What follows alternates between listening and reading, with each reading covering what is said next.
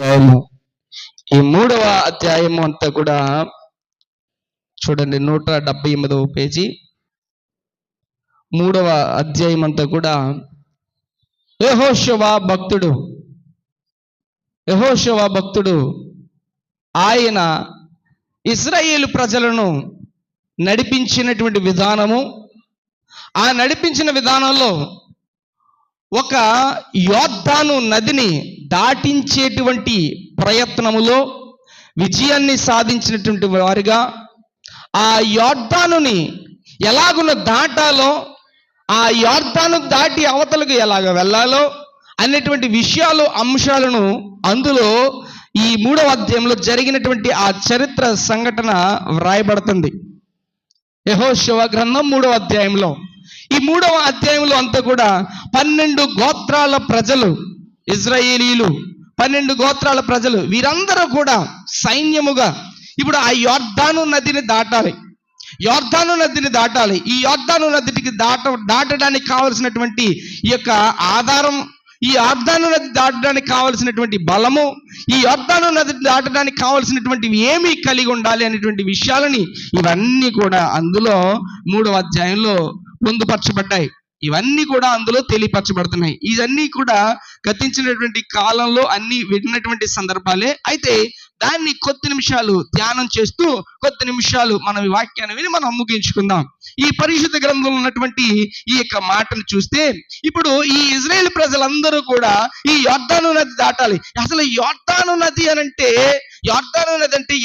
యెరూషలేము పట్టణం వెళ్ళే వాళ్ళందరూ కూడా యోర్దానులో ఏం చేస్తున్నారు? మళ్ళీ బాప్తిసం తీసుకుంటున్నారు. అంటే యేసుక్రీస్తు ప్రభువారు ఆ యోర్దాను నదిలో ఆయన బాప్తిసం పొందారు. తీసినటువంటి వారు ఎవరు? యోహాను గారు. ఈ యోహాను భక్తుడు మరి యేసుక్రీస్తు ప్రభువారికి అక్కడ బాప్తిసం ఇచ్చినట్లుగా, యోర్దాను నదిలో యేసుక్రీస్తు ప్రభువారు బాప్తిసం పొందినట్లుగా అక్కడ మనకు తెలియపరచబడుతుంది. అయితే ఈ యోర్దాను నదంట 365 రోజులు కూడా అది చాలా బలమైనటువంటి, తీవ్రమైనటువంటి ఫోర్స్లో వెళ్తానే ఉంటుందట. ఎప్పుడు కూడా స్టాప్ అనేది లేకుండా, ఎప్పుడు కూడా వాటర్ ఉంటూనే ఉంటుంది, ఎప్పుడు కూడా ఫోర్స్లో వెళ్తూనే ఉంటుంది. అంటే ఒక మాట, దీన్ని ఒకవేళ చూడండి, ఇప్పుడు గోదావరి మనకుంది. ఆ గోదావరి ఎన్ని పాయలుగా చీల్చబడిందో, ఎన్ని ప్రాంతాలకు అలాగే పాయలుగా చీల్చబడిందో, అయితే దాన్ని మొదటి నుంచి వచ్చేటువంటి ఫోర్స్ అదే ఫోర్స్ లో వస్తుంది, పాయలుగా విడిపోతూ ఉంటది.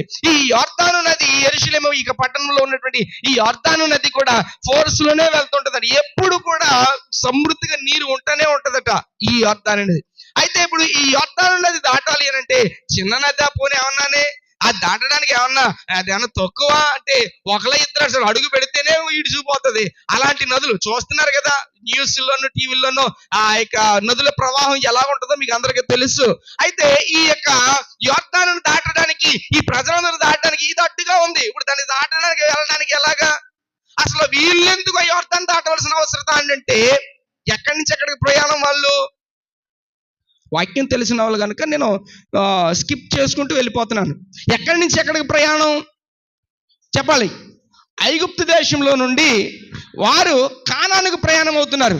నేను అదే చెప్తున్నాను. ఈ పోలిక, ఈ చెప్పబడుతున్న మాట, ఈ వాక్యము నీకు విన్న ప్రతి ఒక్కరికి ఇది నాకు అని అనుకుంటేనే వాక్యం అర్థమవుద్ది. కథ విన్నాను అని అనుకుంటే అర్థం కాదు. వాక్యం నాకు, దేవుడు నాతోనే సూటిగా మాట్లాడుతున్నాడు అని నీ అంతటా నీవు వాక్యం తీసుకుంటేనే నీకు అర్థమవుతుంది. జాగ్రత్తగా వినాలి. ఒకవేళ నువ్వు దీన్ని కూడా స్కిప్ చేసుకుంటానంటే రేపొద్దున పరలోకం నుంచి కూడా దేవుడు నిన్ను స్కిప్ చేసి నరకానికి పెట్టేటువంటి భాగ్యం నీకే కలుగుతుంది. లేదు, ఇది నా కొరకు అని నువ్వు తీసుకుంటే నువ్వు పరలోక పట్టణంలో చేరగలిగేటువంటి యోగ్యత నీకు ఉంటుంది. ఏది కావాలో నీవే ఎన్నుకోవాలి. నేను తీసుకెళ్ళను, అలాగనేసి దైవజనులు తీసుకెళ్ళరు, లేకపోతే భూమి మీద ఉన్న వాళ్ళు ఎవరు తీసుకెళ్ళరు. నీ అంతటా నీవే.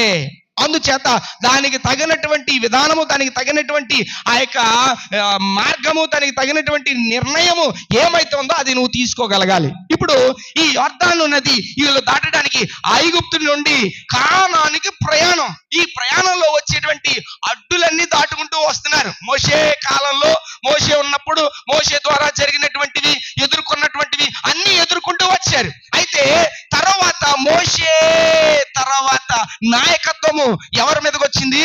ఎవరికి వచ్చిందంటే యెహోషువకు వచ్చింది. జాగ్రత్తగా వాక్యాన్ని వినాలి. యెహోషువకు వచ్చింది అంటే ఎలాగునా? జాగ్రత్తగా చిన్న ఎగ్జాంపుల్ చెప్తున్నాను. ఇప్పుడు పెద్ద పాస్టర్ గారు, తాతయ్య గారి తర్వాత ఇక్కడ సేవ పరిచర్య డాడీ చేస్తున్నారు. ఇప్పుడు డాడీ చేస్తుండగా నేను ఇందులో నడిపింపబడుతున్నాను. ఆ తర్వాత నా తర్వాత నా కుమారులు, అంటే సేవ పరిచర్య లాగా ఒకరి తర్వాత అలాగ ఒకరికొకరు ట్రాన్స్ఫర్ అవుతుంది. కానీ పరిచర్య మాత్రం ఐగుప్తు నుండి కానానికి వెళ్ళవలసినటువంటి ప్రయాణం ఆగదు. ప్రయాణం అదే ప్రయాణం. కానీ ఇందులో దేవుడు ఇచ్చినటువంటి భారము, ఇచ్చినటువంటి నాయకత్వము, ఇచ్చినటువంటి ఆ అధికారాన్ని, ఆ పవర్ను బట్టి అక్కడ నడిపింపు జరుగుతూనే ఉంటుంది. ఆగదో. ఆపే దేవుడు కాదు. వాగ్దానం ఇచ్చిన దేవుడు నమ్మదగిన వాడు. ఆయన మాట వెనక్కు తీసుకునేవాడు కాదు, దాన్ని ఖచ్చితంగా చేసి చూపించే దేవుడు. అట్టి బలమైన దేవుడిని మనం కలిగి ఉన్నాం. అయితే ఈ యోర్దాను దాటడానికి వీరు దాటేటువంటి ప్రయత్నంలో ఇప్పుడు యోర్దాను చూస్తే దాటడానికి అవకాశం లేదు. అయితే ఇక్కడ కొన్ని టర్మ్స్ అండ్ కండిషన్స్, ఇప్పుడు అది దాటడానికి, దేవుడు ఆ కార్యం చేయడానికి దానికి కొన్ని టర్మ్స్ అండ్ కండిషన్స్ అక్కడ మనకు కనబడుతున్నాయి. అవేంటో మనం చూద్దాం. పరిశుద్ధ గ్రంథం తీద్దాం. 3వ అధ్యాయం నుంచి చదవండి. యెహోషువ వేకువన లేచినప్పుడు అతడు ఇశ్రాయేలు అందరూ షిత్తీ నుండి బయలుదేరి యోర్దానుకు వచ్చి దానిని దాటక మునుపు అక్కడ నిలిచిరి. 3 దినములైన తరువాత నాయకులు పాలెంలో తిరుగుచు జనులకు ఇలాగూ ఆజ్ఞాపించిరి. మీరు మీ దేవుడైన యెహోవా నిబంధన మందసము యాజకులైన లేవీలు మోసుకొని పోట చూచినప్పుడు మీరున్న స్థలములో నుండి బయలుదేరి దాని వెంబడి వెళ్ళవలెను. ఒకటో మాట ఏంటంటే, మీరున్న స్థలము నుండి ఏం చేయాలంట? బయలుదేరి దాని వెంబడి వెళ్ళవలను. దాని వెంబడి అని అంటే ఏంటది? దాని వెంబడి వెళ్ళవలను ఏంటది? ఒక విజయం కావాలనంటే ఇజ్రాయేలు ప్రజల యొక్క మధ్యలో ఇజ్రాయేలులతో ఏముండేది చెప్పాలి? ఏముండేది? మందసము. గట్టిగా చెప్పండి అందరూ. ఏంటది? అందరూ నోరిపి చెప్పాలి. ఏంటది? అమ్మా పందలపాక అనకండి, మందసం. గట్టిగా చెప్పాలి. మీ నోటి నుంచి మందసం అనే మాట రావట్లేదంటే అది ఇంకా చూసుకోండి. మరి చెప్పాలి. ఏంటది? నోరు విప్పి అందరూ ఒకేసారి చెప్పాలి. మందసము. ఏంటి మందసం అంటే, ఆ ప్రారంభములో తుమ్మకర్రతో చేయబడి దానికి బంగారు పోత పుయ్యబడి అందులో ఉంచబడినటువంటివి ఇవన్నీ మీకు తెలుసు. అహరోను కర్ర, ఇవన్నీ చిగురించిన కర్ర, ఇవన్నీ కూడా మీకు అందులో తెలుసు. ఈ మందసము అనేది దేవుని యొక్క సన్నిధి. మందసం అనేది దేవుని యొక్క సన్నిధి. పరిశుద్ధ స్థలంలో పెట్టడానికి దానికి ఒకటే తప్ప ఇంకా వేరే అవకాశం దేనికి కూడా లేదు.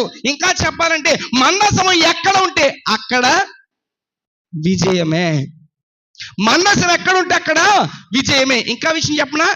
దాగోను దేవత గుడిలో పెడితేనంట మందసం, అంత పెద్ద దేవత, అంత పెద్ద విగ్రహం మొత్తం పడిపోయిందంట. రెండోసారి పడిపోయింది ఏంట్రా బాబా అని లేచి నిలబెట్టి మళ్ళీ వెళ్తేనంట మరుసటి రోజుకి ఏమైపోయిందంట? తలకాయ లేదు, మొండు పక్కన ఉంది, కాళ్ళు చేతులు ఇరిగిపోయి ఎక్కడికక్కడ తూట్లు కింద అయిపోయిందంట. మందసము అనగానే దేవుని సన్నిధి, దానికి ఉన్న పవర్ అది. దేవునికి స్తోత్రం. దానికి ఉన్న శక్తి అది. ఇప్పుడు వీరు యోర్దాను దాటాలి అని అంటే ఇప్పుడు వీరు వెంబడించాలంట. ఏది వెంబడించాలంట? మందసం వెంబడించాలంట. మందసము వెళ్ళిచుండగా మందసమును వెంబడించాలంట. అనగా దేవుని సన్నిధిని వెంబడించుట. దాన్ని క్రొత్త నిబంధనలోకి వచ్చినప్పటికీ ఆ తుమ్మకర్ర, బంగారు పోత, ఇవన్నీ కూడా సాదృశ్యం. ఎవరు? క్రీస్తు ప్రభువారు, యేసుక్రీస్తు ప్రభువారు. నువ్వు వెంబడించేది యేసుక్రీస్తు ప్రభువారినై ఉండగలగాలి. ఎందుకు? ఆ ప్రవాహముగా వచ్చుచున్నటువంటి యోర్దాను నదిని దాటడానికి, అనగా ఒక అడ్డుగా ఉన్నటువంటి, ఆటంకముగా ఉన్నటువంటి, నీకు మధ్యలో గాడిగా ఉన్నటువంటి వాటిని దాటడానికి, అధిగమించడానికి. అర్థమవుతుందా? పరలోకానికి వెళ్ళడానికి మధ్యలో ఏం దాటాలి? ఇప్పుడు మనం నరకాన్ని సాతానుగాడి కోసం పెట్టాడు. ఇప్పుడు దానికి మనము అంటకుండా దాన్ని దాటిపోవాలి. మనం దాటిపోవాలి. లేదా దాటలేదా? అందుకనే భూమి మీద ట్రైల్ వేస్తూ ఉంటారు. భూమి మీద ట్రైల్ వేస్తూ ఉంటారు. ఏంటవి? నిప్పులేసి ట్రైల్స్. నిప్పులేసి ట్రైల్స్. పరిగెట్టేవాడు పరిగెడుతుంటాడు, దూకేవాడు దూకుతూ ఉంటాడు. చాలా ట్రైల్స్ జరుగుతుంటాయి. దాటాలి. నువ్వు దాటాలనుకుంటే ఏం చేయాలో తెలుసా? మొట్టమొదటిగా మందస్సము అనబడినటువంటిది ఇక్కడ క్రొత్త నిబంధనలో చెప్పబడుతున్న క్రీస్తు ప్రభు వారిని వెంబడించేటువంటి తత్వం కావాలి. వెంబడించాలి. చాలా మంది నేను వెంబడిస్తున్నాను, నేను ఫాలో అవుతున్నాను, నేను వెంబడిస్తున్నాను, నేను బాగానే యేసుక్రీస్తు ప్రభు వారి యొక్క మాటలని, యేసుక్రీస్తు ప్రభు వారి యొక్క చెప్పినటువంటి ప్రతి మాటని నేను వెంబడిస్తున్నాను అన్నటువంటి ఉద్దేశం ఉంది. కానీ వెంబడించేవారు, వినువారు అనేక మంది ఉన్నారు, కానీ దాన్ని పాటించేవారు మాత్రమే కొద్ది మందిగా ఉన్నారట. దాన్ని ఆశ్రయించేవారు కొద్ది మందిగా ఉన్నారట. అయితే నువ్వు వెంబడించేవానిగా ఉండాలి. ఫస్ట్ పాయింట్ ఏంటది? నువ్వు వెంబడించాలి. నువ్వు వెంబడిస్తున్నావు నువ్వు అనుకుంటున్నావేమో, అది నిజంగా రియల్గా వెంబడిస్తున్నావో లేదో నీ అంతటి నీవు పరీక్షించుకునే వానిగా ఉండగలగాలి. వాక్యమే చాలా శ్రద్ధగా వినాలి. ఆ వాక్యం నీలో ఉంటేనే పనిచేస్తుంది. ఏదైనా ఒక మెడిసిన్స్ కానీ ఇంజెక్షన్స్ కానీ బాడీలోకి ఎక్కిస్తేనే ఆరోగ్యం బాగుంటుంది. అంటే ఒక లోపల ఉన్నటువంటి రోగానికి ఏ మందు ఏమవుతుందంటే కరెక్ట్గా పనిచేస్తుంది. లేదండి నేను టాబ్లెట్లు రాశారండి, ఇంజక్షన్లు రాశారండి, ఇవన్నీ కూడా నేను షోకేస్లో పెడతాను, ఫ్రిడ్జ్లో పెడతాను, నేను ఎదురుకుండా కూర్చుంటాను, తగ్గిపోవాలంటే తగ్గదా. వాక్యం కూడా అంతే. నీ బ్రతుకు, నీ పరిస్థితి, నువ్వు వెళ్ళబోయేటువంటి ఆ పట్టణం, ఇవన్నీ 100% సక్సెస్ఫుల్గా అవ్వాలి అని అంటే వాక్యం నీలోకి వెళ్ళాలి. నేను పాటిస్తున్నాను అని నువ్వు అనుకుంటున్నావేమో, ఇందులో ఏం మిస్ అయిపోతున్నావో నీ అంతట నువ్వు చెక్ చేసుకోవాలి. ఇక్కడ ఇశ్రాయేలు ప్రజలు ఆ యొక్క యొర్దాను దాటడానికి మొట్టమొదటిగా వారికి ఉన్న ఫస్ట్ కండిషన్ ఏంటి? మందసాన్ని వెంబడించాలి. ఈ మధ్యాహ్న కాల సమయంలో ప్రభు నీతో మాట్లాడుతున్నాడు. ఏంటో తెలుసా? చెప్పబడుతున్నటువంటి మాటల ప్రకారంగా, వినిపింపబడుతున్నటువంటి ప్రతి దేవుని మాటల చేత నీవు క్రీస్తుని నిజముగా వెంబడించు వానిగా ఉండగలిగావా? మొట్టమొదటి ప్రశ్న. నువ్వు క్రీస్తుని నిజముగా వెంబడించువానిగా ఉండగలిగావా? వెంబడించకపోతే చేసేదేం లేదండి. ఎందుకనంటే మనుషులు కళ్ళు కప్పొచ్చు, కానీ ప్రభు కన్ను ఎవడ కప్పలేడు. అందునే ఏప్రిల్ రాసిన పత్రికలో ఉంటుంది, ఆయన కన్ను సమస్తము చూస్తుంది. నువ్వు మాట్లాడే మాట అయినా, నువ్వు చేసే శ్రేష్ఠలైనా, ఏమైనా సరే ఆయన కన్ను చూస్తుంది. ఆయన్ను నువ్వు కప్పలేవు. అందుచేత నువ్వు పరలోక పట్టణం చేర్చబడాలి అంటే వీరు కానానుకు వెళ్ళడానికి, ఈ యొక్క యొర్దాను దాటడానికి ఉన్నటువంటి ఈ కండిషన్స్ ఏమైతే ఉన్నాయో ఆ మందసమును నువ్వు మొట్టమొదటిగా వెంబడించాలి. వెంబడించేటువంటి తత్వము, వెంబడించే మనసు, వెంబడించేటువంటి ఆ యొక్క ఆలోచన, నిర్ణయము నీలో ఉందో లేదో ఒకసారి పరీక్షించుకోవాలి. ఒకవేళ ఏదైనా ఎక్కడైనా ఒక మిస్టేక్ అవుతుందా? ఒకవేళ నేను ఎక్కడన్నా ఆగిపోతున్నానా, నేను వెంబడిస్తున్నాను అలాగుంటే నేను ఎక్కడన్నా ఆగిపోతున్నానా, దేవా ప్లీజ్ నన్ను క్షమించు, మళ్ళీ తిరిగి నేను ఆ మార్గంలో నేను ఉంటాను, నేను వెంబడిస్తాను అని ఒక తీర్మానం కలిగి మనం పశ్చాత్తాపంతో దేవుని ప్రాధేయపడితే ఆయన మళ్ళీ ఏం చేస్తాడు? క్షమించి నిన్ను బలపరుస్తాడు మళ్ళీ. ఓకే, మొట్టమొదటిది ఏంటి? వెంబడించుట. రెండో మాటను చూద్దాం. మీకును దానికిని దాదాపు 2000 కొలమూరల ఎడమ ఉండవలెను. ఇక్కడ ఏంటంట? ఎడమ ఉండవలెను అని అంటున్నాడు. మళ్ళీ దానికి మళ్ళీ కొలత చెప్పాడు. 2000 కొలమూరల ఎంత ఉండాలంటే? ఎడమ ఉండాలంట. అంటే దేనికి? వాక్యం శ్రద్ధగా వినాలి.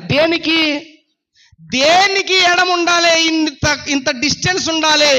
అమ్మా ఇంకా క్లియర్గా చెప్తున్నాను. బలిపీఠం ఎక్కడ ఉంది, నేను ఎక్కడ ఉన్నాను, మీరు ఎక్కడున్నారు? డిస్టెన్స్ ఉన్నారా లేదా? మీరు కూర్చున్న ఫ్లోర్ ఒకలాగా ఉంది, ఇక్కడ స్టేజ్ ఒకలాగా ఉంది. ఏంటి డిఫరెన్స్ ఏంటి? ఎందుకు ఈ డిస్టెన్స్ ఉంది? హానరింగ్, గౌరవించడం. ఆమేన్, గట్టిగా చెప్పాలి ఆమేన్. గౌరవించడం అంటే మందసమునకు అంత డిస్టెన్స్ మెయింటైన్ చేస్తూ, మందసం అంటే టచ్ చేస్తేనే వచ్చా యొక్క ఏమైపోయింది చెయ్య, మామూలుగా కాదు, ఎండిపోయినట్టు అయిపోయి అంటే అంత పవర్ఫుల్. ఈ మాట ఎందుకు చెప్తున్నాడు అంటే అంతగా, అంటే దాని యొక్క అర్థం ఏంటంటే అంత డిస్టెన్స్ ఎందుకు చెప్పాడంటే నువ్వు గౌరవించువానిగా ఉండగలగాలి. కొంతమందికి అసలు గౌరవం లేదు, కొంతమందికి అసలు గౌరవం ఉండదు. యేసయ్య అండి, అబ్బాయి యేసయ్య తెలుసండి, మాకు తెలుసు, అంత ఏదో సింపుల్గా తీసి పాడేస్తూ ఉంటారు. కానీ ఆయనలో ఉన్న పవర్ ఏంటో తెలుసా? చచ్చిపోయిన లేపేస్తుంది. ఆయనలో ఉన్న పవర్ ఏంటో తెలుసా? కళ్ళు కనబడకపోతే ఆయన మాట చేత కళ్ళు, కాళ్ళకి బలం లేకపోయినా, నడువొసులైపోయినా, ఏమైపోయినా ఆయన మాట చేత స్వస్థపరచబడ్డారు. కారణం ఏంటి? ఎవరిలో ఉంది శక్తి? చెప్పాలి, ఎవరిలో ఉంది శక్తి? ఆయనలో ఉంది. మరి ఎవరికి భయపడాలి, ఎవరికి లోబడాలి? ఇక్కడ చెప్తున్న మాట ఏంటో తెలుసా? వెంబడించండి. అయితే రెండోది ఏంటో తెలుసా? ఎడమ ఉండాలి. అంటే కాస్తంత మీరు గౌరవించే వారిగా ఉండగలగాలి, గౌరవించు వారిగా ఉండగలగాలి. ఎవరిని గౌరవించాలి? యేసుక్రీస్తు ప్రభువును గౌరవించేవారుగా. అంటే దాని అర్థం ఏంటంటే కాస్తంత భయమును భక్తిని కలిగి లోబడే తత్వాన్ని కలిగి ఉండగలగాలి. అది లేకపోవడం చేత ఏమైపోతుందో తెలుసా? అది లేకపోవడం చేత చాలా చిన్నతనం అయిపోతుంటది, చాలా చిన్నతనం అయిపోతుంటది. ప్రజలారా, ప్రియులారా, మీకు తెలియపరచు మాట ఏంటో తెలుసా? నువ్వు యేసయ్యను, క్రీస్తును నువ్వు ఎంత గౌరవిస్తున్నావో అంతగా అక్కడ నువ్వు కార్యాలు చూడగలుగుతావు. నువ్వు గౌరవించకపోతే, విలువ తెలియకపోతే, ఆ విధానం నీకు తెలియకపోతే అస్సలు మేలులు నువ్వు చూడలేవు. మిగతా వాళ్ళకి మాత్రం చాలా గౌరవించేస్తారండి, మిగతా వారికి మాత్రం చాలా గౌరవించేస్తారు. అబ్బో, ఇక ఏదన్నా ధనం ఉన్న వాళ్ళు కానీ, లేకపోతే బలం ఉన్న వాళ్ళు కానీ, లేకపోతే ఏమన్నా ఉన్న వాళ్ళు కానీ, ఏదన్నా కలిగి ఉన్న వాళ్ళు అయితే వాళ్ళకి ఇచ్చే గౌరవం అంతలా ఉంటుంది. నీ యేసయ్య అంటే నీకు ఆయన వల్ల బ్రతుకుతున్నామా, ఆయన వల్ల జీవిస్తున్నామా, ఆయన వల్ల మనం ఇలాగ భూమి మీద ఇలా బట్టగట్టి నిలబడుతున్నామా? కానీ ఆయనకి ఇచ్చే గౌరవం ఏంటి? అంతూనే మందసమునకు 2000 కొల మూరల ఎడమ ఉండాలి అనే డిస్టెన్స్ ఎందుకు పెట్టాడంటే, డిస్టెన్స్ మీన్స్ దాని అర్థం ఏంటంటే అది గౌరవప్రదమైనటువంటి వారిగా, గౌరవించు వారిగా ఉండాలి, గౌరవించు వారిగా ఉండాలి. కొంతమందికి ఆదివారం అన్న గౌరవం ఉండదండి, కొంతమందికి ప్రార్థన అన్న గౌరవం ఉండదండి. మీరు అందరూ మంచోళ్ళు కనుక మీరు దేవుని సన్నిధిలో ఉన్నారు. మిగతా వాళ్ళ గృహాల దగ్గర వేరే పని పాటలకు వెళ్ళిపోయిన గురించి చెప్తున్నాను. మీరు అందరూ మంచోళ్ళు, అందరికీ వందనాలు, దేవుడు మిమ్మల్ని దీవించును గాక. దీనికి ఆమెను అంటారనరా? ఆమెను అంటారనరా? అనండి, మరి గట్టిగా చెప్పాలి. దేవుడు పుష్కలంగా దీవించాలని సేవకునిగా కోరుకుంటున్నాను. ఎందుకనంటే మీకు ఆసక్తి ఉంది. దేవుడు అంటే కాస్తంత మనసులో దేవుని సన్నిధిలో ఉండాలని ఆశ ఉంది, అంతే తప్ప మిమ్మల్ని ఎవరో ప్రేరేపిస్తే రాలేదు. మీరు దేవుని సన్నిధికి రావాలని ఆశతో మీరు గౌరవించారు కనుక దేవుడు విడిచిపెట్టే దేవుడు కాదు. ఒకటి ఏంటంటే వెంబడించు వారిగా ఉండాలి. రెండవది ఏంటంటే ఆయన పట్ల ఎంత గౌరవమో అంత మనము చూపించగలగాలి. దేవుని సన్నిధి పట్ల, దేవుని యొక్క నడిపింపు పట్ల, ఆత్మీయ పట్ల గౌరవం అంత విధిగా మనం ఉంచగలగాలి. అది లేకపోతే అర్థం లేదు. మిగతా వాళ్ళకి కాదు మనం ఇవ్వాల్సింది, మొట్టమొదటిగా నిన్ను పుట్టించిన నువ్వు దేవునికి నువ్వు. అందుకని అంటాడు గౌరవం ఇచ్చి, give respect and take respect. ఇచ్చి పుచ్చుకోవాలంట. ఆయనకి మనం ఎంత విలువ ఇవ్వగలుగుతామో, ఆయనకి ఎంత ప్రాధాన్యత ఇవ్వగలుగుతామో, ఈ కార్యక్రమాల్లో అయినా, ఎలాంటి కార్యక్రమాల్లో అయినా, ఏ విషయంలో అయినా సరే ఆయనకి ప్రథమ స్థానం ఎంత ఇవ్వగలుగుతామో ఆయన అంతగా మీ పట్ల, మన పట్ల కార్యాలు చేస్తాడు. రెండో అంశం ఏం చెప్పాము? గౌరవించడం. చూడండి, మూడోది చూద్దాం. మీరు వెళ్ళు త్రోవ మీరింతకు ముందుగా వెళ్ళినది కాదు. ఇక్కడ మూడో మాట చెప్పబడుతున్నది ఏంటంటే మీరు ఇప్పుడు వెళ్ళే త్రోవంట మీరింతకు ముందుగా వెళ్ళినది కాదు. ఇప్పుడు మీరు వెళ్ళేది మీరు ముందు వెళ్ళింది కాదు. ఇదే త్రోవ. చెప్పండి, ఇదే త్రోవ. త్రోవ అంటే మార్గము. ఇదే మార్గము. చెప్పాలి, ఏ మార్గము? అర్థమైన వాళ్ళు చెప్పగలుగుతారు. ఏ మార్గము? మీరు ఇంతకు ముందు వెళ్ళింది కాదు అని అన్నాడంటే ఇది మనకి అంత వేగలిగేస్తుంది. చెప్పండి, నూతనమైన మార్గము అని దాని అర్థం. మీరు ఇంతకు ముందు వెళ్ళలేదు, కానీ ఇప్పుడు వెళ్ళబోతున్నది ఏంటంటే కొత్తదే. ఇంతకు ముందు వెళ్ళలేదు, అంటే ఇప్పటి వరకు వెళ్ళిన మార్గం వేరు, కానీ ఇప్పుడు మీరు వెళ్ళే మార్గం మీరు ముందెళ్ళింది కాదు కదా, ఇది కొత్తది, ఇది నూతన మార్గము. దేవునికి స్తోత్రం. ఇది నూతన మార్గం. మొట్టమొదటి దాంట్లో ఏమంటున్నాడు? వెంబడించండి అంటున్నాడు. రెండవది ఏంటంటే గౌరవం ఇవ్వాలి, దానికి అంత రెస్పెక్ట్ ఇవ్వాలి అని చెప్తున్నాడు. మూడోది ఏంటో తెలుసా? మూడో మాట అక్కడ నూతనమైన మార్గము, ఇప్పటి వరకు వెళ్ళినవి కాదు, ఇది నూతన మార్గము. నీ బ్రతుకుల్లో కూడా నూతనమైన మార్పు కావాలనుకుంటే నూతనమైన మార్గంలోనే ఉండాలి, ఆ నూతనమైన మార్గంలోనే వెళ్ళాలి. ఇప్పటి వరకు తిరిగినవన్నీ కాదు, ఇప్పటి వరకు మాట్లాడినవి కాదు, ఇప్పటి వరకు చూసినవి కాదు, ఇప్పటి వరకు ఆలోచించినవి కాదు. ఈ చెత్త చెదారం భూమి మీద ఉన్నటువంటి ఈ యొక్క పాప సంబంధమైనవన్నీ తీసివేసి నూతనమైన మనస్సు కలిగిన వారికి ఉండాలి. అంటే రాతి గుండె పక్కన పీకేసి మాంసపు గుండెగా మారేటువంటి నూతన బ్రతుకుగా ఉండాలి, నూతన మార్పు కలిగి ఉండాలి, నూతన ఆలోచన కలిగి ఉండాలి, నూతనంగా జీవించాలి అనేటువంటి ఆలోచన రావాలి. చూడండి, చాలా మంది సాక్ష్యాలు చెప్తారు. ఇక్కడ కాదు, మీరు ఫోన్లో, సెల్ ఫోన్లో కానీ టీవీల్లో కానీ అద్భుతమైనటువంటి కొంత జీవితాలు సాక్ష్యాలు చెప్తుంటారు. గతించిన కాలంలో నేను ఇలా బ్రతికానండి, గతించిన కాలంలో పాపంలో తిరిగానండి, గతించిన కాలంలో లేకపోతే ఒక దొంగగా బ్రతికానండి, లేకపోతే ఒక వ్యభిచారిగా బ్రతికానండి, లేకపోతే నేను ఇక చెప్పలేనటువంటి అన్ని దరిద్రాల్లోని బ్రతికానండి. కానీ దేవుడు నన్ను ఒకరోజు పట్టుకున్నాడు, నన్ను దర్శించాడు. నేను ఇక మీదట అవన్నీ విడిచిపెట్టి నూతనమైన మార్గాన్ని, నూతనమైన బ్రతుకును, నూతనమైనటువంటి ప్రవర్తన కలిగి జీవిస్తానని అని సాక్ష్యాలు వింటారు కదా, అది నూతన మార్గం. ఒక ఆయన ఒక సాక్ష్యం చెప్పాడు. ఆ సాక్ష్యంలో తన తిరిగినటువంటి బ్రతుకంత గురించి చెప్పి ఒకనొక చోట వాక్యం వినబడుతుంటే ఆ వాక్యము వెళ్ళిపోతూ బండి మీద అలాగే ఉండి ఆ మాట ఏంటంటే ఆ మాట చెవిలో పడుతూ ఎప్పటికైనా ఏ క్షణమైనా పోవలసినోడివే, నువ్వే కాదు మీ తాతల కాడి నుంచి పోయారు, నువ్వు కూడా ఉండవు. కానీ పోయేలోపు నువ్వు ఎక్కడికి వెళ్తున్నావో నువ్వు ముందు రిజర్వేషన్ చేయించుకొని దాన్ని ప్రిపేర్ చేసుకుని నువ్వు పో అన్న మాట విన్నాడంట. అది ఎక్కడికి పోవాలన్న ఆలోచనలో పడిన తర్వాత మార్గం ఏంటంటే నరకం ఒకటి, పరలోకం ఒకటి, రెండే ఉన్నాయి. నేను అక్కడికి వెళ్తే ఇలా ఉంటాను, ఇక్కడికి వెళ్తే ఇలా ఉంటాను, రెండు అర్థం చేసుకున్నాడు. అక్కడికి వెళ్ళాలంటే ఏ మార్గాలు ఉంటే వెళ్తామని డిసైడ్ చేసుకున్నాడు. అక్కడి నుంచి మార్పు చెంది గొప్ప సాక్ష్యం చెప్పాడు. ఇంకో మాట చెప్పనా? ప్రొద్దుటి జ్ఞాపం వచ్చింది నాకు ఈ విషయం. అనంత్ అంబానీ లక్షల కోట్లు మునిగిపోయి ఉన్నాయి కదా అమ్మ, మీరు టీవీలో చూస్తున్నారు కదా, ఎన్ని రోజులు పెళ్లి చేశాడో కదా, తన కొడుక్కి ఎన్ని రోజులు పెళ్లి చేశాడో. అతనికి బాడీ ఎంత బాడీ ఉంటుందో మీకు తెలుసు, వీడియో రికార్డ్ అవుతుంది కనుక కూడా చెప్తున్నాను నేను. అంత బాడీ ఉంటుందో మీకు తెలుసు. 5,000 కోట్లతో ఖర్చు పెట్టి అంత వివాహం చేశాడు కదా. వినండి, ఆ వ్యక్తి ఎయిర్ కండిషన్లోనికి, ఏసీ రూమ్లోకి వెళ్తే తన ప్రాణం ఉంటుందా పోతుందా?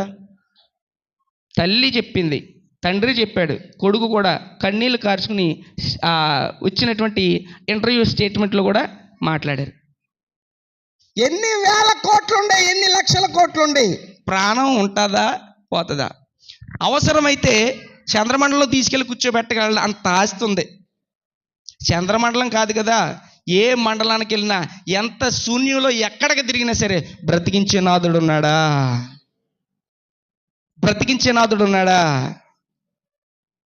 ఒక్క మాట చెప్తున్నాను, ఎంత డబ్బు ఖర్చు పెట్టని ప్రాణం 5,000 కోట్లు ఖర్చు పెట్టాడు కదా. నేను అనుకుంటాను మన దేశ జనాభా ఎన్ని కోట్లు అండి? 150 కోట్ల 150 కోట్లు. 5,000 కోట్లు మనిషికి 1 కోటి చెప్పుని ఇస్తే 150 కోట్లు తీసేస్తే ఇంకా బోల్డ్ అంత ఉంటుంది. అప్పులుండవు, మనిషికి 1 కోటి రూపాయలు ఇచ్చేసిందని. దేశంలో మనిషికి 1 కోటి రూపాయలు ఇచ్చేస్తే ఇంకా మొత్తం ఇంకా సేలకు కూడా వెళ్ళరు ఇంకెవరండి. నిజం, 1 కోటి రూపాయలు ఇచ్చేస్తే మరి ఇంకా మిగతా వ్యాపారాలు ఉంటాయో ఉండవో తెలదు. కాలు మీద కాలేసిన తిండి తెచ్చి కూడా ఉంటాడు, వంట చేసి కూడా ఉంటాడు, ఏమిడసలు ఏముండదు. చివరిగా ఇంకా ఏమైపోద్దో కూడా తెలదు ప్రపంచం అనిపించింది. అన్ని వేల కోట్లు ఖర్చు పెట్టాడు, రైట్, మంచిది. అన్ని వేల కోట్లు కదా, ఇంకా ఖర్చు పెట్టిన ప్రాణం నిలబెట్టగలరా? ప్రాణం నిలబెట్టగలరా? చెప్పాలి ఇక్కడ ఉన్న వాళ్ళందరూ. హిజ్కియాకి న్యూస్ వచ్చింది, హిజ్కియా నీ ప్రాణం పోతుంది నాయన, ఇక నువ్వు బ్రతకవు అని చెప్పిన వెంటనే అన్ని న్యూస్ రాగానే అమ్మా మాట వచ్చింది, తెలియపరచబడింది, ప్రాణం పోతుందని అర్థమైపోయింది, డిక్లేర్ అయిపోయింది. ఇప్పుడు ఈ హిజ్కియా ఎన్ని లక్షల కోట్లు ఖర్చు పెట్టి 15 సంవత్సరాల ఆయుష్ని తెచ్చుకున్నాడు చెప్పాలి. చెప్పిన వారికి బహుమతి ఇవ్వబడును. హిజ్కియా గారు ఇస్తారు. చెప్పండి. రూపాయి ఇవ్వలేదు, అక్కడ రూపాయి ఇవ్వలేదు. గోడ తట్టు తిరిగి కన్నీరు కార్చి నేను ఎలా బ్రతికానో, నేను ఏ కార్యాలు చేశానో, నా బ్రతికేంటో అంతా నీకు తెలుసు, నీ చిత్తం అని అప్పగిచ్చేసాడు. గోడ తట్టు తిరిగి రూపాయి ఖర్చు పెట్టలేదు. 15 సంవత్సరాలు ఎవ్వరూ ఇవ్వలేని ఏ కోట్లు ఖర్చు పెట్టిన రాని ఆయుష్ మళ్ళీ ఎలా ఉన్నది, ఫిక్స్డ్ డిపాజిట్గా 15 సంవత్సరాలు పెరుగుతుంది. గట్టిగా చప్పట్లే కొట్టండి. నా ప్రభు శక్తి అది.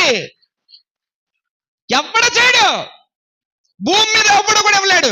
నేను అనుకుంటున్నాను అనంతమ్మని తల్లిదండ్రులు ప్రభు పాదాల మీదకి పడిపోతే అబ్బబ్బబ్బబ్బా ఏం అద్భుతం జరిగిపోతుందో. కొన్ని లక్షల జనం, కోట్ల జనం రక్షణ పొందుకోవడానికి దేవుడు మార్చేస్తాడంతే అని అనిపించింది. దేవుళ్ళు తప్ప ఎవరు లేదండి. అంటే అలాగూ రావాలి అంటే మార్గము మార్చబడాలి. అలాగూ రావాలనంటే మనస్సు మార్చబడాలి. నూతనమైన మార్గంలో రా. ఒక అద్భుతం నీ జీవితంలో జరగాలి అనంటే, ఒక గొప్ప క్రియ కార్యము జరగాలంటే మార్గం మారాలి. వెంబడించమన్నాడు, గౌరవించమన్నాడు. మూడోది ఏంటి తెలుసా? నూతన మార్గములో ప్రవేశించాలి. అవన్నీ కాదు, పాతవన్నీ విడిచిపెట్టు. పాతదంతా ఇంకా నేను అబ్దుల్లా చాలాసార్లు చెప్పాను, పచ్చి రొయ్యల సంచి తగిలించినట్లుగా తగిలించొద్దు. ఇల్లంతా అమ్మేసాడంట, ఆ మేకు మాత్రం నాదే, ఆ మేకు ఒకటి మాత్రం నాదే, ఆ మేకు మాత్రం తీయొద్దు, నేను అప్పుడప్పుడు వచ్చి మేకును చూసుకుంటా ఉంటాను అన్నాడంట. అలాగునా మార్పు అంతా చూపించి ఎక్కడో దిక్కిన ఒకటేదో తగిలించి ఇలాగా పెట్టకూడదు. మార్పు అంటే కంప్లీట్గా మార్పు వచ్చేలాగా ఉండాలి.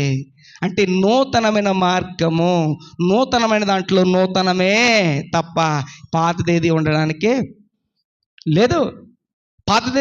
లేదు. అప్పుడు అనిపించింది, దేవా 15 సంవత్సరాలు క్లియర్గా ఒకవేళ అదే దేవుడు అదే హిజ్కియాతో నీకు ఆయుష్నిచ్చాను, నువ్వు బ్రతుకుతావు, నీకు ఆయుష్నిచ్చాను అని అన్నాడు అనుకో, అక్కడితో ముగించేశాడు అనుకో, అది ఎన్ని సంవత్సరాల్లో తెలదు, ఎన్ని రోజుల్లో తెలదు. కానీ క్లియర్గా ఒక నిర్ధారణ కొరకు, నాకెన్ని సంవత్సరాలు ఇచ్చాడన్న నిర్ధారణ కొరకు 15 అని కంప్లీట్గా మెన్షన్ చేయబడింది అక్కడ. 15 సంవత్సరాలు. ఈ రోజు నీవు భూమి మీద ఎంత మగాడివని నువ్వు అనుకోవచ్చు, భూమి మీద ఎంత ఇలాంటి బలమైనడు నువ్వు అనుకోవచ్చు, భూమి మీద నువ్వు ఎంత బలం ఉంది, ఎంత శక్తి ఉంది, ఇన్ని రకాలుగా నాకు ఉంది, ఏదైనా చేయగలను నువ్వు అనుకోవచ్చు.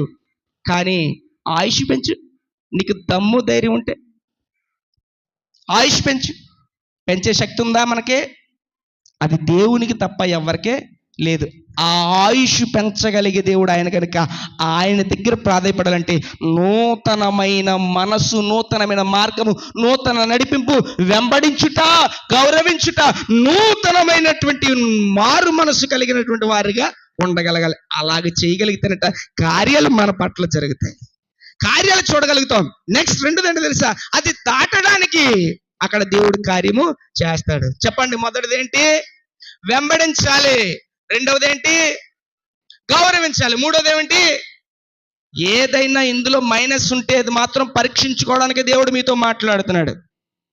ఏదైనా ఇంకా ఇందులో లోటుపాట్లుంటే, నేను ఇప్పటి వరకు నేను ఇంకా నూతన మార్గంలోకి వెళ్ళదేమో, నేను ఇంకా వెంబడించట్లేదేమో, నేను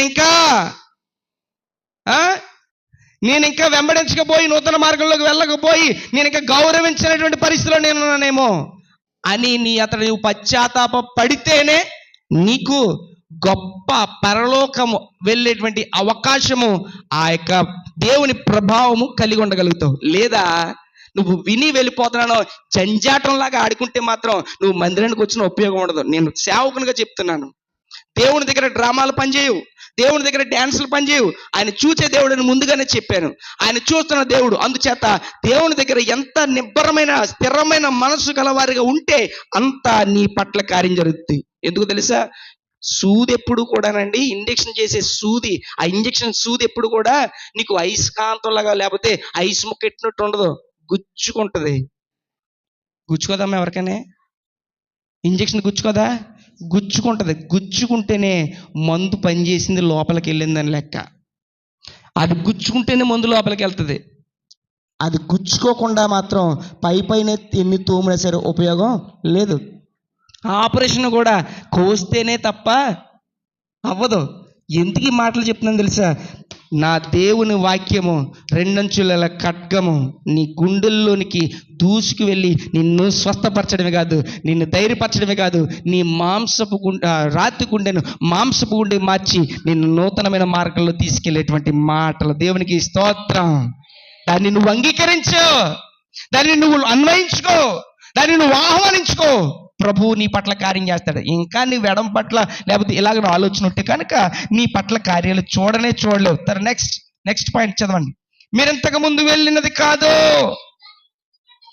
దానిని గుర్తుపట్టవలను కనుక ఆ మందసము సమీపంలో మీరు నడువరాదు. మరియు యెహోషువ, ఈ పాయింట్ చాలా జాగ్రత్త చదవండి. మరియు యెహోషువ చెప్తున్న మాట, రేపు యెహోవా మీ మధ్య అద్భుత కార్యములను చేయును కనుక మిమ్మును మీరు పరిశుద్ధపరచుకునని జనులకు ఆజ్ఞాపించెను.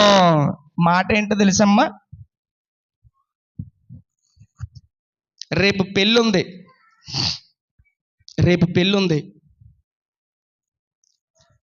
మీ బంధువులది పెళ్ళుంది. రేపు పెళ్ళికి మీరు వెళ్ళాలి. చాలా ప్రాముఖ్యమైనటువంటి పెళ్ళి. మీకు చాలా స్పెషల్ ఇన్విటేషన్ ఇచ్చారు, ప్రత్యేకమైన పిలుపు కూడా ఉంది.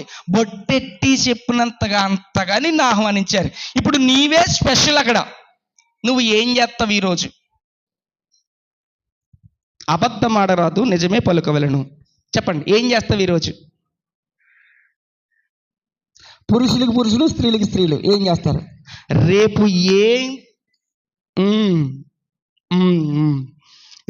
ఏం కట్టుకోవాలో, రేపు ఏ వస్తువులు పెట్టుకోవాలో, రేపు ఎలాగ మేకప్ వెళ్ళాలో, వెళితే అందరిలో నేను ఎలా కనబడతానో, ఆ షూటింగ్లో ఎలా ఉంటానో నేను కాదు మీరు, అలాగ వెళ్ళడానికి ఇప్పటి నుంచి ముందు రోజు నుంచి మీరు ఏమవుతారు తెలుసా? ముందు రోజే ప్రిపేర్ అవుతారు. లేదు అప్పటికప్పుడు ఏది ఉంటే ఇస్త్రీ లేని బట్టలు వేసేసుకుంటాను అన్న టైప్ ఏం కాదు మీరు.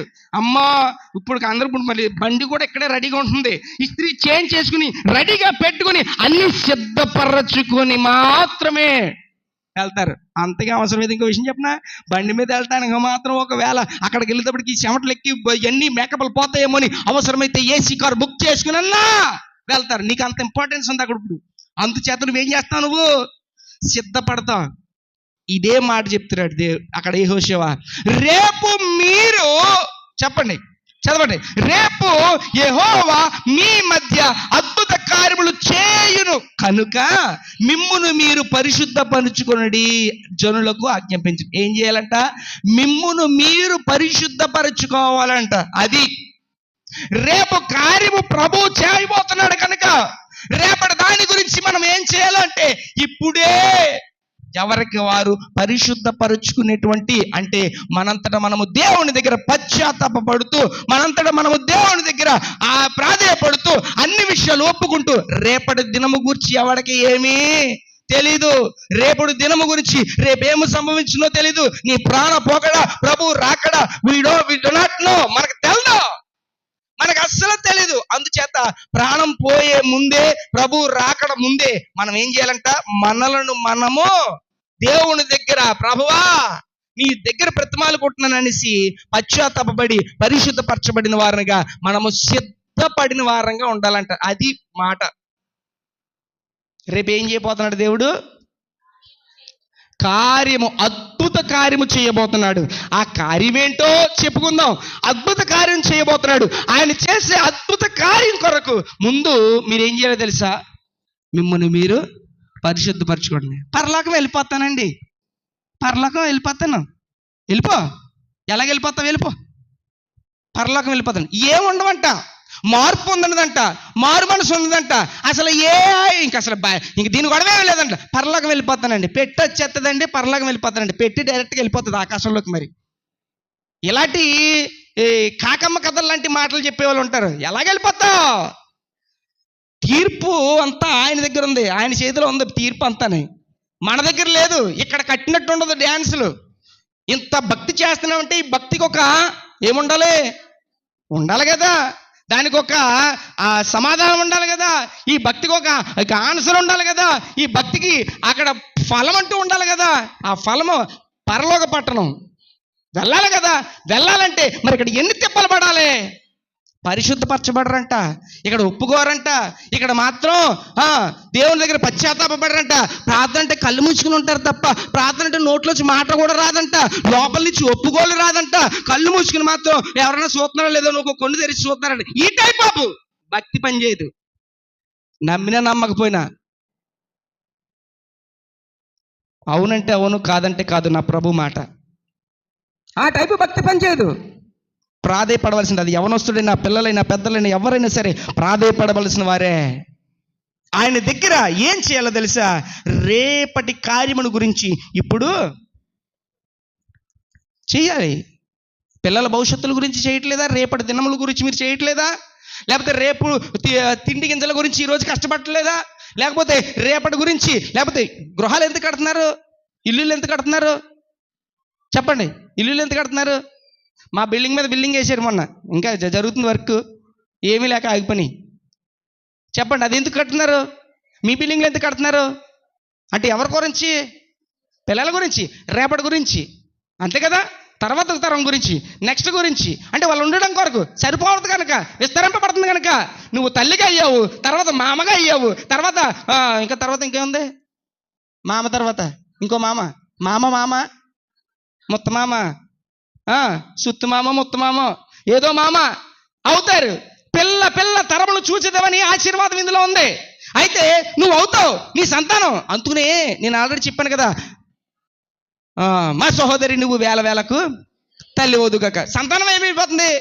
విస్తరింపబడుతుంది, పెరుగుతుంది. మరి పెరిగేటప్పటికి అట్లీస్ట్ వీళ్ళు బ్రతుకున్నంత కాలంలో ఏం చేయాలో, ఏది ఇవ్వాలో అని దాని గురించి వాళ్ళ కోసం ఆలోచించి చేస్తూ ఉంటారు కదా, చేస్తూ ఉంటారు. మరి అంటే రేపటి దినము గురించి టుమారో ఏం చేయాలో, ఏం కావాలో, ఏమి ఇవ్వాలో అని దానికోసం ఇప్పుడంత ప్లాన్ చేస్తున్నావే. మరి నీ యొక్క పరలోక పట్టణం చేరడానికి నీ ప్లానింగ్ ఏంటి? రేపటి దినం గురించి. ఈవెన్ ఈ నైటే నిద్రలోంచి గబుక్కున పైకి లేకపోతే మాత్రం వెంటనే ఫోన్ వెళ్తుంది. దేనికి? మాసవరమా వెళ్ళిపోద్ది. పొద్దున్న లేకపోతే ఫోన్ వెళ్ళిపోద్ది, పెట్టి వచ్చేస్తుంది ఆటో మీద. దేనికి? ఎందుకు? రేపు పొద్దున్న లెగుతావు లేకపోతే వెళ్దో. ఎందుకు మాట చెప్తున్నాను తెలుసా? రేపటి గురించి మాట్లాడుతున్న మాట.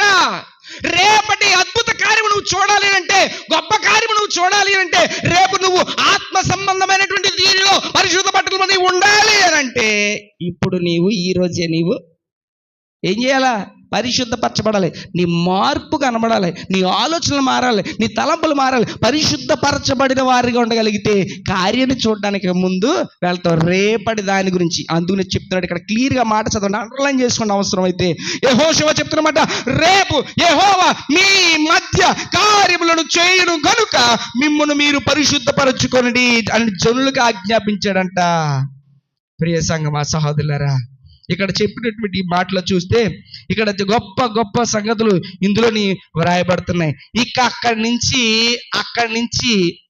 నుంచి ప్రారంభమైందండి. ఎన్ని మాటలు వచ్చినాయి ఇప్పుడు? ఒకటేంటి? ఏం చేయాలా? గట్టిగా చెప్పండి. వెంబడించాలి మొట్టమొదటిది. రెండోది ఏం చేయాలా? గౌరవించాలి. మూడోది ఏం చేయాలా? వింటున్నారా? అందరూ వింటున్నారా? విన్న తర్వాత దాన్ని ఆచరించే వారిగా ఉండాలి. మూడోది ఏంటి చెప్పండి? ఇంతకు ముందు వెళ్ళినది కాదు, నూతనమైనటువంటి మార్గము. తర్వాత నాలుగవది ఏంటి? పరిశుద్ధపరచుకొనుట. ఈ 4 అంశాలు ఖచ్చితంగా ఉండాలి. ఈ 4 సందర్భాలు నీ జీవితంలో ఉండగలగాలి. నువ్వు అలాగున చేయగలిగితే జరిగే సంఘటనలు ఏంటో తెలుసా?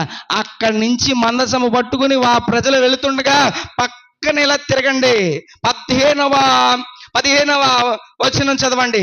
అప్పుడు ఆ మందసమును మోయేవారు యోర్దానులో దిగిన తర్వాత మందసమును మోయచ్చు యాజకుల కాళ్ళు నీటి అంచున మునగగానే పైనుండి పారు నీళ్లు బహుదూరమున సారేపతులున్న ఆదామును పురమునకు దగ్గరగా ఏకరాశిగా నిలిచెను.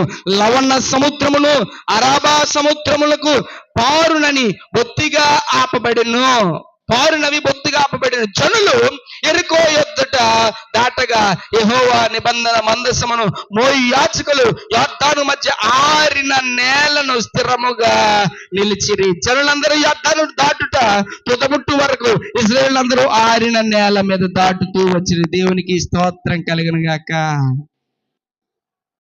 చెప్పిన ప్రతి పాయింట్ చేయగలిగితే అద్భుతాన్ని కళ్ళెదురు చూపిస్తాడు దేవుడు. చెప్పినది మైనస్ నీలో ఉందనంటే మాత్రం దాన్ని నీవే లాస్ అవుతావు. అది నీవే లాస్ అవుతావు. పలానా దానికి నువ్వు అప్లై చెయ్యి, లేకపోతే పలానా దానికి నువ్వు ఏదైనా పెట్టు. పలానా ఒక పేపర్ లేకపోయినా, ఒక ఆధార్ కార్డు కానీ, పాన్ కార్డు కానీ, బ్యాంక్ బుక్ కానీ, ఇంకా సంథింగ్ ఏదైనా ఆడు అడిగింది ఏది లేకపోయినా ఆడు కొట్టడు, చెయ్యడు. అన్నీ ఉంటే అప్పుడు ఆడు చేస్తాడు.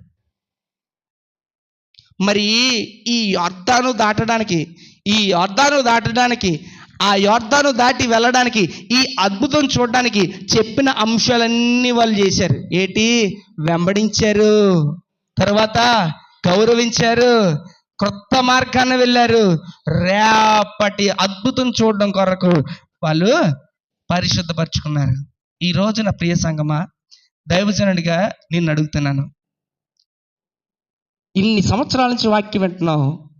రేపటి దినము ఈరోజే ఇప్పుడే ప్రభు రాకడొస్తే నువ్వు సిద్ధపడి పరిశుద్ధ పట్టణాన్ని ఎదుర్కొని ఆకాశ మండలంలో ఆయన ఎదుర్కొనేటకును ఆ పట్టణం ఉండడానికి వెళ్ళడానికి అసలు సిద్ధంగా క్వాలిఫికేషన్స్ ఉన్నాయా? నువ్వు వెంబడిస్తున్నావా? వెంబడించాను అనుకుని భ్రమలో బ్రతుకుతున్నావా? గౌరవిస్తున్నావా? గౌరవించానన్న భ్రమలో ఉంటున్నావా? క్రొత్త మార్గంలో వెళ్తున్నావా? క్రొత్త మార్గంలో వెళ్తున్నానే భ్రమలో ఉన్నావా? రేపటి దినము గురించి నువ్వు ఆలోచించి నువ్వు పరిశుద్ధపరచుకుంటున్నావా? నేను పరిశుద్ధంగానే ఉన్నానన్న భ్రమలోనూ ఉన్నావా? ఒకవేళ భ్రమలో ఉంటే భ్రమలో కాదు, రియాలిటీగా ఆయన ఎదుట కనుపరుచుకో.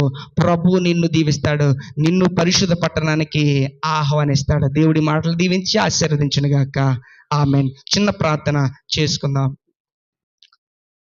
ప్రేమగల మా ప్రియ పరలోక